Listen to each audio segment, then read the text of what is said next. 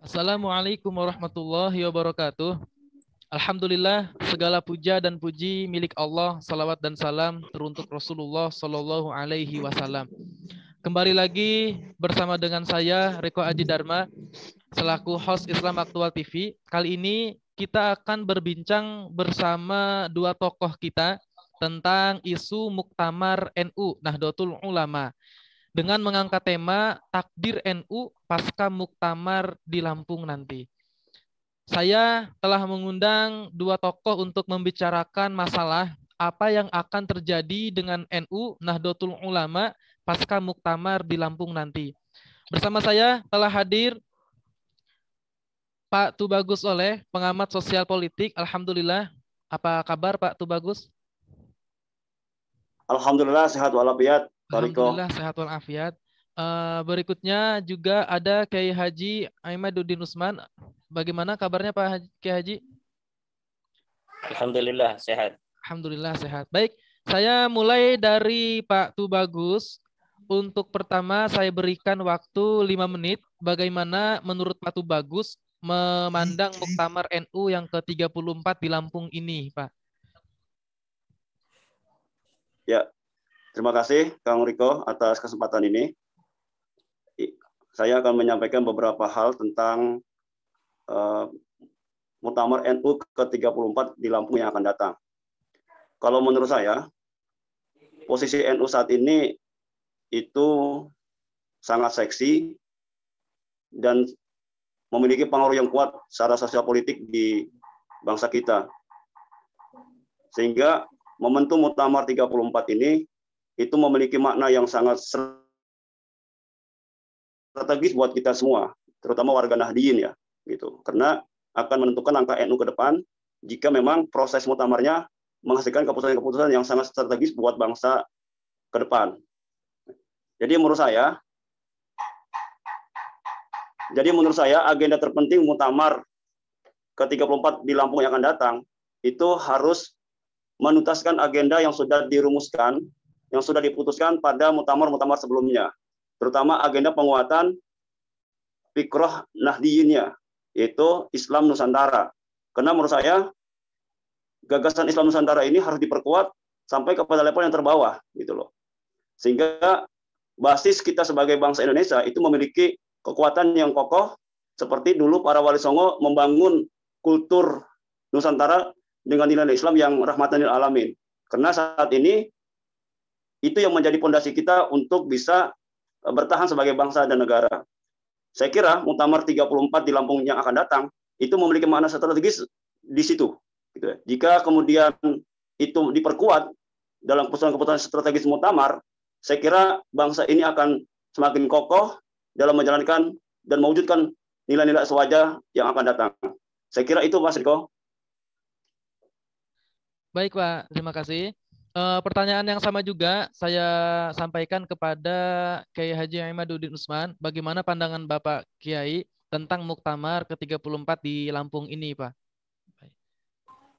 Baik. Terima kasih pada Tubagus Soleh juga yang telah memberikan pandangan. Jadi menurut saya begini, Muktamar NU di Lampung yang ke-34 ini memiliki makna strategis karena berbarengan dengan abad kedua. Artinya memasuki 2 abad NU. Ini sekarang NU akan memasuki 100 tahun pada 2026. NU didirikan pada tahun 1926 dan akan memasuki 100 tahun pada 2026. Pengurus PBNU yang akan terpilih di dalam Muktamar NU di Lampung ini adalah pengurus PBNU yang akan menjadi akhir dari 100 tahun pertama dan akan segera memasuki 100 tahun kedua. Jadi siapapun nanti yang akan terpilih menjadi pengurus PBNU ini, mereka mempunyai tanggung jawab besar untuk membawa NU husnul khatimah pada abad pertamanya. Sehingga NU pada abad kedua nanti dari mulai 2027 akan menjadi sebuah organisasi Islam kemasyarakatan di Indonesia yang lebih bermanfaat untuk bangsa dan negara, bukan hanya untuk warga NU, bukan hanya untuk kaum muslimin, tapi juga untuk bangsa Indonesia, terutama keutuhan Negara Kesatuan Republik Indonesia, tapi juga untuk rahmatan lil alamin, karena NU sebagai organisasi Islam yang terbesar, bukan hanya terbesar dalam konteks keindonesiaan, tapi juga terbesar dalam konteks dunia, di mana NU menurut Al-Fala Research ini jumlah orang yang berafiliasi terhadap NU ini mencapai 50,3%. Ini apabila dijumlahkan dengan penduduk Indonesia yang 270 juta, ini hampir 116 juta orang yang mengaku NU dari keseluruhan umat Islam yang ada di Indonesia. Tentunya ini NU ini sangat seksi dan sangat berpengaruh, sangat menentukan di dalam kebangsaan dan kenegaraan kita di Indonesia ini. Maka nahkoda NU yang akan ditentukan pada Muktamar 2021 di Lampung ini diharapkan akan terus menjaga nilai-nilai yang selama ini dikembangkan oleh Nahdlatul Ulama, yang menjadi bagian elemen yang sangat penting terhadap keberlangsungan Negara Kesatuan Republik Indonesia. Demikian, Kang Riko. Baik, terima kasih Pak Yai atas jawabannya. Untuk selanjutnya ada lagi pertanyaan yang ingin saya sampaikan. Apa sekiranya yang nanti akan terjadi dengan NU, dengan Nahdlatul Ulama pasca Muktamar di Lampung nanti? Apabila Kiai Haji Akil itu terpilih lagi, atau sebaliknya Kiai Yahya Stakuf yang terpilih? Silakan untuk menjawab. Saya mulai dari Pak Tubagus terlebih dahulu. Dipersilakan untuk menjawab. Ya, saya kira warga NU sudah sangat dewasa dalam berdemokrasi ya, dan sudah sangat terbiasa dalam berbeda pendapat, gitu. Dan masalah perbedaan di NU itu bukan sesuatu yang wah dan keren gitu, bukan, biasa aja gitu. Karena kita tradisi di pesantren kan sudah biasa berdiskusi dengan masalah-masalah yang sangat rumit, gitu ya. Apalagi ini sekedar menentukan pilihan-pilihan politik yang menurut saya juga akan disikapi secara biasa juga oleh warga NU. Gitu. Menariknya, menurut saya, pada muktamar kali ini itu ada dua sosok ya yang sudah populer di publik, itu Kiai Said dan Kiai Yahya gitu ya. Dan menurut saya ketika bicara sosok, maka harus dibicarakan dulu kebutuhan organisasi ke depan gitu ya. Apakah memang formatnya gimana untuk ke depannya, sehingga sosok seperti apa yang kita butuhkan sebagai jam'iyah gitu ya. Tadi pertanyaannya gimana kalau Kiai Said terpilih kembali, kemudian apa yang akan terjadi? Menurut saya Kiai Said sosok yang sangat matang ya dalam berorganisasi, terutama di Jam'iyah NU gitu ya. Beliau sosok yang menurut saya sangat visioner dalam membaca situasi dan kondisi sosial politik keagamaan di bangsa kita. Sehingga saya kira sosok Kiai Said masih bisa diterima oleh warga Jam'iyah Nahdlatul Ulama gitu kan. Ini menurut saya gitu ya, masih bisa diterima karena situasi dan kondisi ini juga masih memungkinkan sosok Kiai Said itu bisa tampil kembali dalam Muktamar NU ke-34 di Lampung besok. Persoalan kepilih atau tidak kepilih saya kira itu punya hak prerogatifnya di peserta muktamar gitu ya. Karena saya kira peserta muktamar NU itu akan melihat ya, dari sisi-sisi yang lain, tidak hanya satu sisi saya kira. Karena NU ini dinamikanya luar biasa gitu ya. Dan memang sudah terbiasa untuk bisa berinteraksi politik yang di luar dugaan-dugaan kita gitu ya. Bisa jadi sosok yang saat ini digadang-gadang tidak punya dukungan yang signifikan di muktamar gitu kan.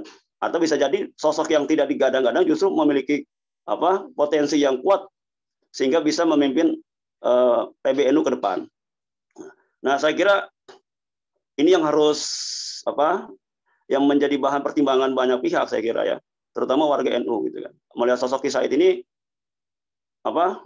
ulama, kemudian juga beliau berani gitu kan, berani pasang badan terhadap kelompok-kelompok yang memang menyerang NU secara organisasi maupun secara kultur budaya gitu kan. Kemudian juga beliau juga berani berargumentasi secara argumentatif gitu kan, logis, dan terkadang juga di luar dugaan juga nalarnya gitu loh. Nah, saya kira ini yang harus dilihat di sosok Ki Said. Persoalan kemudian ada dampak apa dan seperti apa, saya kira itu tergantung dinamika yang akan terjadi di arena muktamar gitu, Kang Riko. Gitu kan? Kita kan nggak tahu juga sekarang nih kan, petanya seperti apa, kemudian konsolidasinya seperti apa, gitu kan? Kemudian wacana yang digiring juga seperti apa. Ini kan belum kelihatan betul ini. Kita baru ditampilkan dua sosok. Pertama Ki Said, kedua Kiai Yahya, gitu kan. Tapi persoalan pemetaannya juga saya kira masih belum matang gitu ya, masih proses gitu loh. Gitu kan. Saya ngikutin berita-berita tentang persiapan PW itu juga masih mentah menurut saya gitu kan. Baru sekedar pernyataan, kemudian juga sekedar ungkapan ingin apa yang diperjuangkan, tapi bicara tentang siapa sosok yang akan dipilih, mereka juga masih ngitung gitu loh. Ya kan? Masalah yang lain-lain saya kira warga NU sangat dewasa. Saya kira sangat dewasa ya. Gitu loh. Dan saya yakin betul apapun kejadiannya tetap NU akan memiliki rasa yang sama, yaitu bagaimana membesarkan jamiah, kemudian bagaimana memuliakan warga NU gitu loh. Ini yang saya kira mindset ini sudah kebangun di kalangan kader NU, terutama di training PKPNU yang memang sangat masif, dan itu juga sekarang sudah mulai mewarnai gitu kan, bagaimana warga NU bisa berkiprah di berbagai macam tingkatan sosial politik di bangsa ini gitu loh. Dan saya kira ini akan menjadi kepentingan besar yang akan diperjuangkan oleh warga NU ketika nanti di arena muktamar. Gitu. Tidak hanya sekedar sosok ya, gitu, Bang Riko. Seperti itu menurut saya. Baik Pak, itu bagus, terima kasih. Pertanyaan yang sama juga kami sampaikan kepada Pak Yai Ahmaduddin Usman untuk menjawab kiranya apa yang nanti akan terjadi dengan Nahdlatul Ulama ini pasca muktamar di Lampung nanti apabila Kiai Haji Aqil Siraj terpilih atau bahkan sebaliknya yang terpilih adalah Kiai Yahya Saquf. Baik Pak Yai, dipersilahkan. Ya, kebetulan ini saya bukan seorang dukun ya. Jadi kira-kira tidak bisa untuk menerka-nerka nasib dan takdir Allah yang akan ditentukan untuk Nahdlatul Ulama pasca siapa nanti yang terpilih.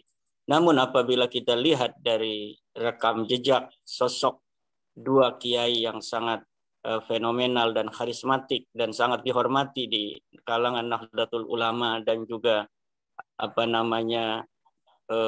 dunia, bahkan dua sosok yang sangat dihormati oleh kalangan Islam, kalangan non-Islam, baik di Indonesia maupun di dunia internasional.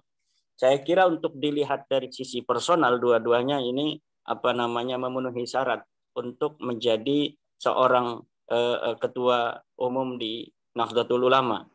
Kita lihat dari sosok Kiai Said yang seorang yang alim, yang bukan hanya pintar baca kitab kuning, tapi juga menguasai sejarah peradaban Islam, sejarah peradaban dunia. Begitu pula Kiai Yahya Saquf yang seorang yang alim juga, sama-sama berbasis pondok pesantren. Dua-duanya alim dalam kitab kuning yang menjadi syarat utama saya kira seorang pemimpin di kalangan Nahdlatul Ulama, yaitu mempunyai standarisasi ilmu agama yang minimal bisa membaca kitab kuning sebagai sebuah syarat bagaimana seorang ulama dapat untuk memahami teks-teks agama. Ya, tapi di balik semua itu ada plus minus antara Kiai Said Aqil Siraj dan Kiai Yahya Saquf dari sisi-sisi yang tidak dimiliki antara yang satu dan yang lainnya. Seperti Kiai Said Aqil Siraj ini memiliki kelebihan yang tidak bisa yang belum dimiliki oleh Kiai Yahya Saquf, di mana kita sudah 2 periode ini Kiai Said Aqil Siraj menahkodai PBNU ini telah mempunyai prestasi-prestasi yang luar biasa dari sisi organisatoris, di mana 2 periode Kiai Said Aqil Siraj ini telah membawa NU semakin konsolidatif. Yang pertama, yang kedua juga dilihat dari sisi pendidikan, di mana pada pemerintahan, bukan pemerintahan ya, pada kepengurusan Yai Said Agil Siraj ini sudah 274 perguruan tinggi dapat didirikan di kalangan Nahdlatul Ulama, sesuatu yang saya kira pada zaman sebelum Yai Said ini sangat minim, bahkan belum menjadi sebuah perhatian yang khusus, di mana kita tahu bahwa kalangan Nahdlatul Ulama lebih menitik beratkan pada bagaimana performa pondok pesantren untuk ditingkatkan untuk bisa semakin maju dan modern.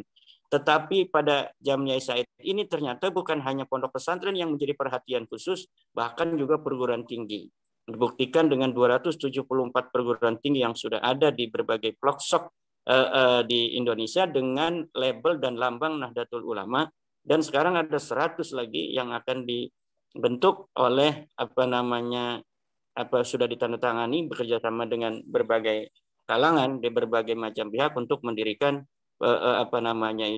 perguruan tinggi di berbagai daerah di Indonesia dengan lambang Nahdlatul Ulama. Itu dari sisi bagaimana Kiai Said mampu untuk menjadi epicentrum Nahdlatul Ulama dalam bagaimana memperhatikan pendidikan warga NU bukan hanya berbasis pondok pesantren, tapi juga sekarang mulai bergeser tanpa meninggalkan tradisi pondok pesantren, yaitu ke perguruan tinggi.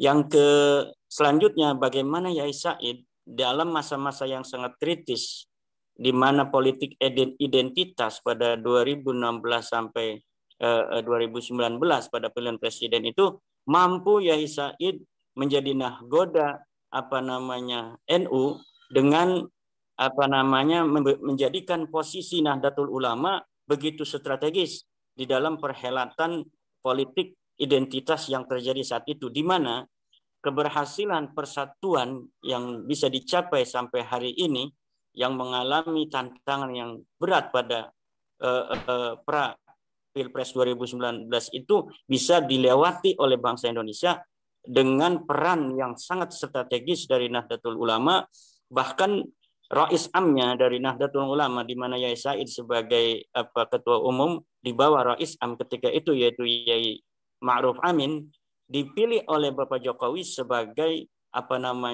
wakil presiden Pak Jokowi untuk bertarung dalam perhelatan Pilpres 2019, di mana Yai Said memainkan peran yang cukup strategis di dalam bagaimana meyakinkan warga NU untuk bisa memberikan suara kepada pasangan Jokowi Ma'ruf. Dan ini sangat bisa dibaca oleh para pengamat, contohnya Burhanuddin Muhtadi yang mengatakan bahwa dari 85 juta suara yang diperoleh oleh pasangan Jokowi Ma'ruf ini, 61 jutanya itu adalah suara dari Nahdlatul Ulama. Jadi itu hampir 72% orang yang memilih Jokowi Ma'ruf pada 2019 kemarin adalah orang NU. Dan ini tentunya positioning yang dipilih secara diametral oleh Kiai Said untuk mendukung pasangan Jokowi Ma'ruf dengan terang-terangan semacam itu yang tidak dilakukan dalam tradisi-tradisi ketua umum sebelumnya. Ini kita sudah bisa rasakan ini menjadi gairah daripada para warga Nahdliyin, terutama para kader-kader muda NU, untuk lebih juga memikirkan bagaimana strategisnya posisi politik di dalam membangun warga Nahdliyin, terutama juga menjaga keberlangsungan negara Indonesia, di mana sering kita mendengar dari waktu kampanye Pilpres itu dari Kiai Ma'ruf contohnya, bahwa selama ini ulama Nahdlatul Ulama itu bisa memainkan politik hanya seperti daun salam. Sangat dibutuhkan ketika mau masak, tapi ketika sudah masak maka yang pertama dibuang adalah daun salam. Tapi dalam posisi kader terbaik NU menjadi wakil presiden seperti sekarang ini, hal itu tidak akan mungkin bisa terjadi. Dan inilah yang kelebihan dari Kiai Agil Siraj, yaitu mampu memposisikan NU sebagai jam'iyah keagamaan yang jelas umatnya dengan perhatian khusus terhadap pondok pesantren, tapi pada saat yang sama mampu memposisikannya untuk menjadi sebuah kekuatan umat untuk mencapai satu tujuan demi keumatan itu dengan media politik ya, yang dalam hal ini yaitu posisi NU yang sangat secara terang-terangan mendukung pasangan Jokowi Maruf kemarin yang telah berhasil mengumpulkan suara yang signifikan dibanding dengan perolehan 2014 Pak Jokowi dan pasangannya yang menurut para politisi, pengamat politik, bahwa penambahan 11% itu sangat menentukan pada posisi perolehan suara Pak Jokowi 2019 ini dari suara-suara Nahdlatul Ulama. Karena kita tahu bahwa Nahdlatul Ulama itu suaranya besar, 116 juta jiwa penduduk Indonesia ini adalah mengaku yang Muslim itu bahwa mereka adalah Nahdlatul Ulama, dan 61 jutanya yang sudah mempunyai suara. Kalau yang 116 suara itu ada yang sudah bisa memilih, ada yang belum. Itu dari yang bisa memilih itu 61 jutanya diberikan untuk suara Jokowi dan Maruf Amin, yang tentunya itu bukan hanya karena di situ ada Pak Jokowi, karena 2014 pun Pak Jokowi bisa menang, tetapi ada tambahan 11% dari seluruh suara yang diperoleh Pak Jokowi pada 2014 itu diberikan oleh warga Nahdlatul Ulama.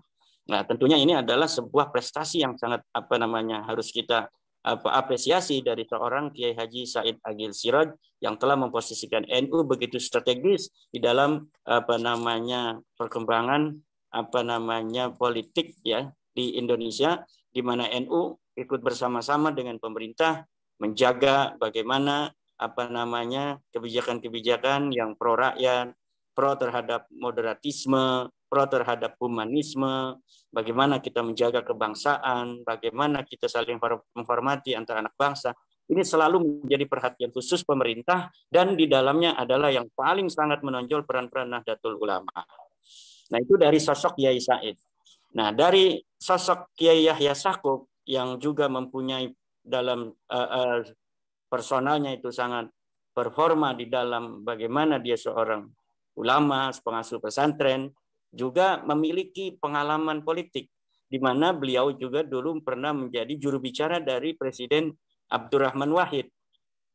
Dan juga beliau memiliki kelebihan bagaimana diplomasi internasional. Beliau banyak mempunyai teman-teman di dunia internasional, dari NGO luar negeri, yang tentunya ini kalau terpilih beliau itu akan juga membawa dampak yang sangat baik untuk NU bisa dikenal lebih di dunia internasional dari saat ini. Nah, tinggal kita memetakan sebenarnya yang akan kita butuhkan untuk NU ini, apakah masih dalam level konsolidatif dalam negeri untuk menaikkan peran-peran NU di dalam level nasional, apa kita sudah menganggap bahwa sudah saatnya NU go internasional di dalam peran-perannya dalam menjaga perdamaian dunia umpamanya, dalam menjaga mengembangkan humanisme dan sebagainya, bukan hanya di level nasional tapi juga di level internasional dan sebagainya. Ini tinggal kita memilih, dan itu akan ditentukan oleh pemegang suara yang berhak, yaitu pengurus wilayah, PW, dan pengurus cabang ya. Nah, jadi menurut saya Kang Riko, Kang Tubagus Soleh ya, bahwa NU menurut saya siapa saja yang akan menjadi siapapun yang akan menjadi pemimpin atau yang terpilih nanti, NU akan tetap memiliki keuntungan dari kedua sosok yang sekarang digadang-gadang menjadi dua orang yang sangat digadang-gadang sebagai calon pemimpin NU ke depan. Baik Yai Said maupun Yai Stakuf, saya kira akan tetap menjaga konsep-konsep yang selama ini dipegang oleh Nahdlatul Ulama, moderatisme, wasatiyah, humanisme, menghormati perbedaan, menjaga negara kesatuan Republik Indonesia. Saya kira dua-duanya akan tetap di situ. Cuma dalam sisi politik ke depan, mungkin gaya Yahya Stakuf ini lebih mirip kepada Gus Dur, di mana NU tidak dibawa langsung oleh Gus Dur terhadap pada situasi politik praktis, tetapi lebih ke samping. Tetapi ketika Yai Said ini dengan jor-joran NU dihadapkan, tetapi sudah dalam perhitungan bahwa kita akan menang gitu kan. Jadi sangat cerdas Kiai Said memainkan peran yang berbeda dengan Gus Dur, apalagi Kiai Hasyim Muzadi, tetapi dengan perhitungan yang matang, karena mungkin ini adalah dari sisi genetik, karena Yai Said juga adalah merupakan keturunan dari seorang ulama yang sekaligus sebagai sultan, yaitu Sunan Gunung Jati Syarif Hidayatullah. Sementara mungkin Yai Sakub ini genetiknya genetik ulama-ulama yang leluhurnya tidak terlalu bersinggungan dengan dunia politik. Saya kira itu hanya tambahan saja untuk kita bisa memiliki basis dasar pemikiran apa yang akan terjadi dengan NU apabila nanti Kiai Said atau Kiai Sakub yang memimpin. Saya kira basis dasarnya tidak akan berubah, yaitu NU sebagai setia di dalam mengusung pandangan-pandangan yang moderat, Islam yang rahmatan lil alamin, akan senantiasa menjadi pengayom bagi seluruh bangsa. Ya, tinggal kita akan melihat nanti kecenderungan dari pemilih-pemilih yang mempunyai suara ini kepada siapa. Kedua-duanya pun saya kira akan tetap membawa NU lebih baik dari hari ini. Baik Pak Yai, terima kasih atas jawabannya. Namun sebelum kita akhiri kesempatan kita pada kali ini, kiranya ada closing statement yang ingin disampaikan dari dua pembicara terkait tema kita, pembicaraan kita tadi pada malam hari ini, bagaimana nanti NU Nahdlatul Ulama pasca muktamar di Lampung ini, Pak Yai. Mungkin untuk closing statement yang pertama, saya persilakan kepada Pak Tubagus Soleh untuk menyampaikannya sebelum kesempatan ini kita akhiri. Ya, terima kasih Kang Riko dan Kiai Imad atas kesempatan yang sangat luar biasa ini. Saya melihat NU ini lokomotif yang bertenaga, gitu ya. Gitu. Tanpa nakoda yang pun NU akan berjalan, gitu kan. Tapi akan lebih efektif ketika memang memiliki nakoda yang tahu peta, yang tahu kebutuhan jam'iyah ke depan, ya kan, saat ini, dan tentu saja belajar dari masa lalu. Gitu ya. Buat saya, ketika bicara NU, gitu kan, maka yang harus dituntaskan agendanya adalah tentang gagasan besar NU itu sendiri, gitu ya. Itu Islam Nusantara. Karena gagasan Islam Nusantara ini itu jangan sampai hilang, lenyap, dan tidak menjadi pokok bahasan utama dari jamaah dan jam'iyah, gitu loh. Karena itu menurut saya fondasi dasar NU untuk bisa eksis di masa yang akan datang. Ketika memang NU mengabaikan gagasan besarnya, maka saya kira NU juga akan kehilangan arah secara substansial dan ideologis, gitu ya. Gitu loh. Karena menurut saya gagasan besar Islam Nusantara ini harus terus dikuatkan sampai pada level implementatifnya atau aplikatifnya bagi segenap warga NU. Karena di situ sudah mengandung wawasan Islam Nusantara. Gitu loh. Bicara teritorial, kemudian bicara kultural, bicara sosial politik budaya, bicara sejarah, dan itu bicara sejarah Nusantara, gitu loh. Dan hanya NU yang sangat tekun bicara itu. Karena menurut saya apa yang dilakukan oleh NU saat ini itu sudah membuahkan hasil. Bagaimana mengubah wajah Republik ini dari despotik yang otoritarian, ya, di zaman Orde Baru, kemudian di zaman sebelumnya juga, menjadi satu era di mana kita bisa menikmati kebersamaan, keterbukaan, ya kan, kemudian kedewasaan dalam berpolitik, gitu. Tapi tidak melupakan nilai-nilai kultural.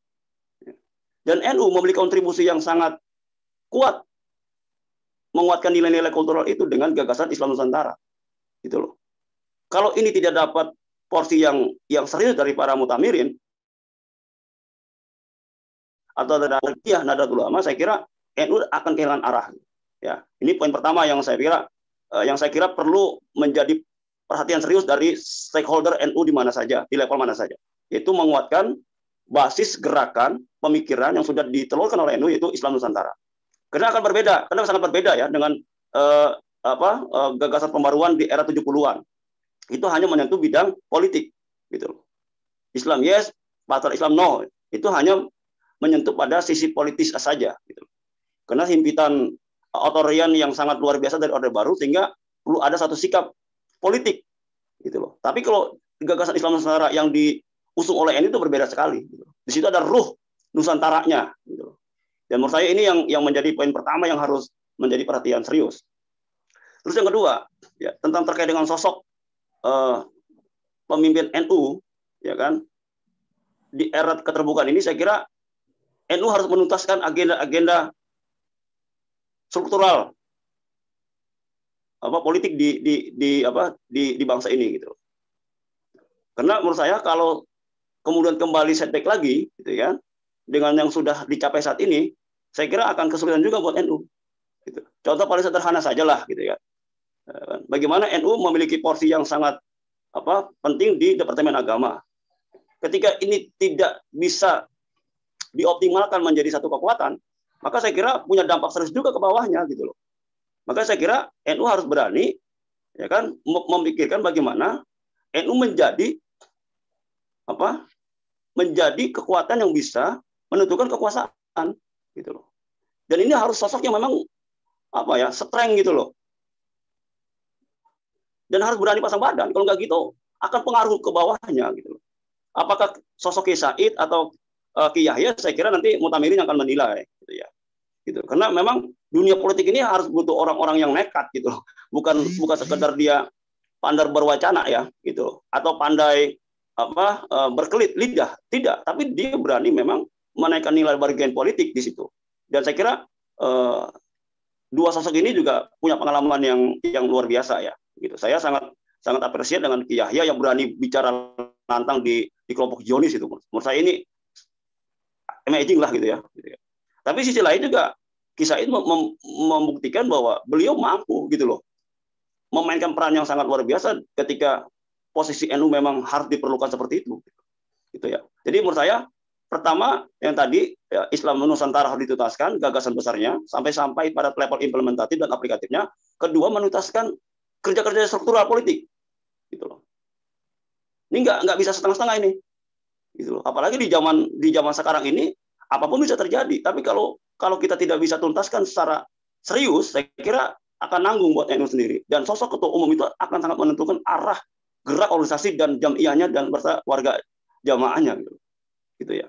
Gitu. Dan menurut saya dua hal ini yang menurut saya harus dikawinkan. Jadi dalam bahasa sederhananya, kultural struktural harus dituntaskan, gitu loh. Kalau tidak, ya saya juga bisa menduga akan terjadi pelemahan kembali NU di level bawah, gitu loh. Yang sekarang ini sudah sangat luar biasa, ya kan, bola saljunya menggelinding, ya kan, dengan kegiatan-kegiatan yang sangat luar biasa, karena kita memiliki satu kekuatan yang memang sangat menentukan di Republik ini, gitu loh. Dengan tampilnya Kiai Ma'ruf Amin sebagai wakil presiden, kemudian juga tokoh-tokoh NU di berbagai lini kekuasaan itu juga sangat mempengaruhi, gitu loh. Dan sudah wajar NU mendapat porsi yang sewajarnya di Republik ini, gitu loh. Bukannya itu kemudian ini ambisius, bukan. Bagi saya bicara kekuasaannya NU harus berani bahwa ambil porsi, gitu loh. Dan ini perlu sosok ketua umum yang berani mengatakan itu, gitu. Kita jangan mengklaim kita terbesar, gitu kan. Kemudian kita Indonesia itu 99% NU misalkan. Tapi kita takut bicara tentang porsi kita, gitu loh. Dan ini menurut saya kelemahan yang harus diperbaiki, gitu loh.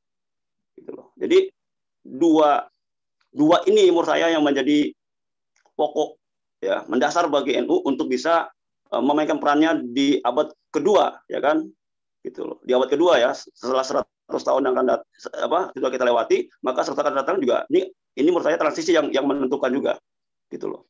Jika NU lemah di situ, ya, maka akan terjadi pelemahan juga terhadap negara ini. Saya yakin betul itu, gitu loh. Karena perang dunia ketiga itu kemungkinan diawali dari perang ideologi, gitu loh. Kemungkinan, ya, gitu. Dan ini sudah terjadi proksi, ya kan, terjadi siwer, hoak dan lain sebagainya. Gitu loh. Dan itu hanya bisa dikendalikan dan hanya bisa dihadapi ketika memang kita juga punya gagasan banding yang bisa menangkal itu semua, gitu loh. Dan saya kira Islam Nusantara itu merupakan benteng ideologis, ya, baik sebagai warga NU maupun sebagai benteng NKRI, gitu loh. Contoh, ini slide kemudian agak sedikit panjang, Mas. Contoh misalkan, eksistensi Saudi Arabia itu sampai sekarang bertahan karena ada gerakan Wahabi di belakangnya. Oke? Cina sampai sekarang mendunia, menggurita karena ada gerakan komunis di belakangnya. Amerika, ya kan? Karena ada gerakan kapitalis di belakangnya. Loh, NKRI kalau tanpa ada NU yang kultural mau jadi apa? Ini fakta sejarah loh. Jadi menurut saya di situ peran NU yang sangat strategis dan mendasar. Dan NU tidak terpengaruh, gitu loh. NU tidak terpengaruh. Tidak dengan istilah pembaruan lah, gerakan modernisme, enggak. NU kultural Nusantara. Gitu loh. Kita bangga sebagai orang Nusantara dan itu hanya ada di NU, Mas. Gitu loh. Dan itu hanya ada di NU. Bahwa kita bangga sebagai orang Nusantara. Gitu loh. Kalau ini jebol, maka saya yakin betul ini Republik ini pun juga tidak sekuat yang orang bayangkan. Itu ya nilai strategis NU di Republik ini. Gitu loh. Jadi benteng hidup Republik ini adalah NU. NU jebol, cepat atau lambat Republik ini juga akan jebol. Gitu loh. Kekuatan Saudi itu ada gerakan Wahabi. Kekuatan Islam Iran itu ada gerakan Syiah. Oke? Gerakan Cina itu ada komunis. Gerakan eksistensi Amerika itu karena ada ideologi kapitalis.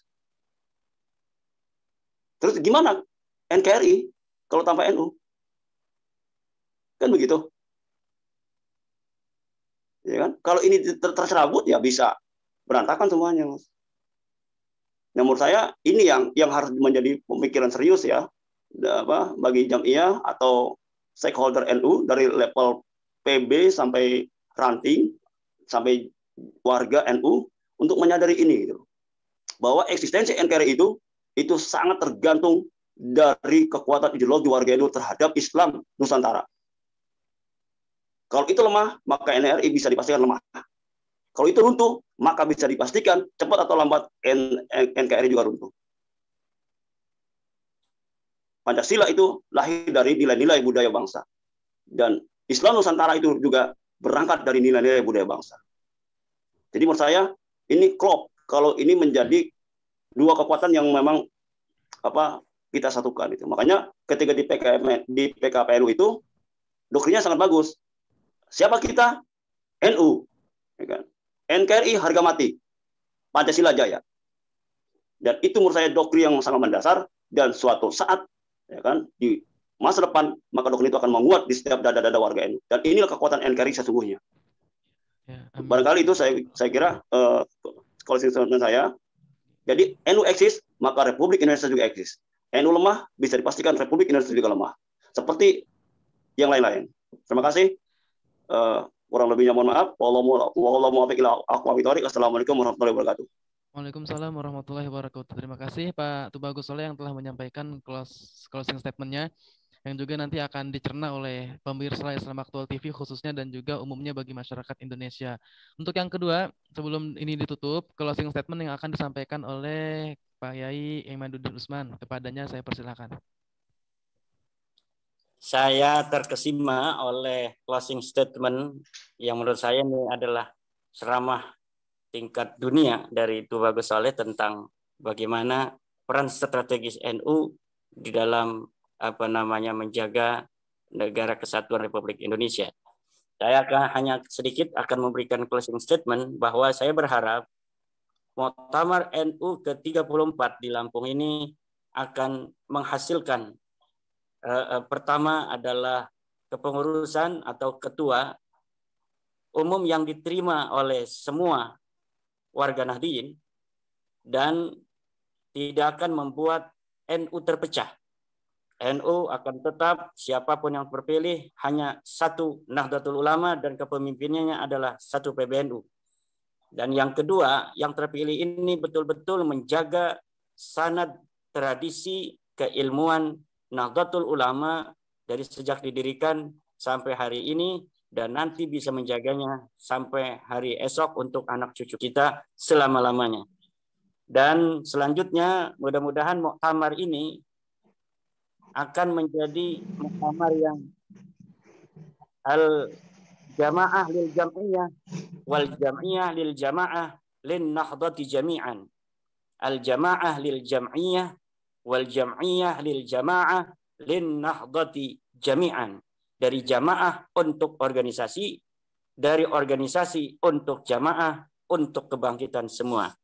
Terima kasih. Wallahul muwaffiq ila aqwamit thoriq. Wassalamualaikum warahmatullahi wabarakatuh.